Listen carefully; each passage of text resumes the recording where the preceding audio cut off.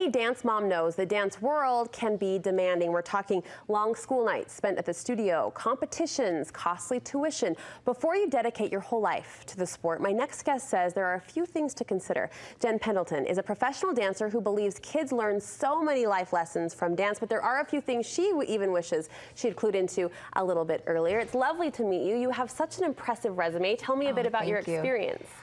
So I started dancing professionally right out of high school. I danced with Odyssey Dance Theater here, and while doing that I also danced with a company based out of LA at the time. They're now based in Texas. It's called Soul Escape. It's with Justin Giles. I was able to do commercial work, being in movies like Legally Blonde 2, High School Musical 3. How fun. Yeah. How amazing. What a great adventure for you. It was fun. You're bringing that experience to our family front now, kind of splitting the professional dancer and the mom hat for us to give us some advice. You know, moms always want to do what's best for their kids and steer their kids in the right direction. And where dance can be one of those hobbies, one of those sports that's all consuming, you see there are things that moms just need to be aware of and think ahead of time before they jump feet first in. Yeah, it's a lot. Dance is a full investment.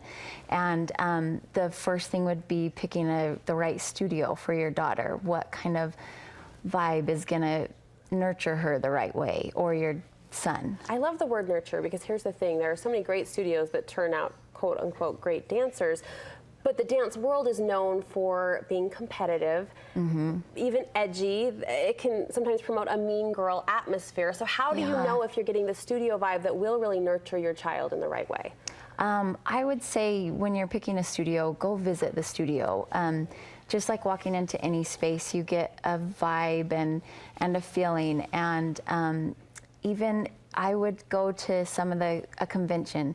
You go to a convention, and a competition, you'll see 5 to 10 different studios and what they are presenting, and you'll get a feel for what that studio kind of focuses on by the style that they present, how the kids look, how the teachers interact with them. The teachers are a biggie. You can get a lot, I think, from taking the pulse and the vibe of those characteristics the teachers possess. Talk to me about commitment. It's easy to get swept up in this world of competition teams. Even at a young age, you have to be on a certain team in order to dance at a certain level. You caution parents not to push that too hard. Yeah, especially nowadays, there's so much available in dance.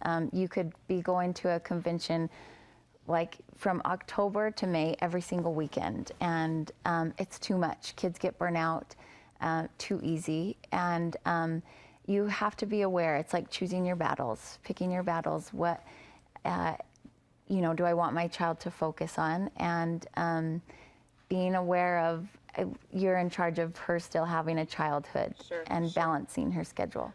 Quickly, you obviously took it to a professional level. 99% of dancers won't do that. They'll just simply enjoy the hobby, enjoy the art, and post-high school it will kind of sadly fizzle. But if you do want to take it further, quickly, what's your advice for a student who does show great potential and might want to pursue dance as a career? Yeah, I would say by sophomore year, they probably have a pretty good idea if they want to go professional or not. And visit, if they're into LA commercial work or want to go to New York, visit those places, have them take classes at some of the professional studios where there's open classes.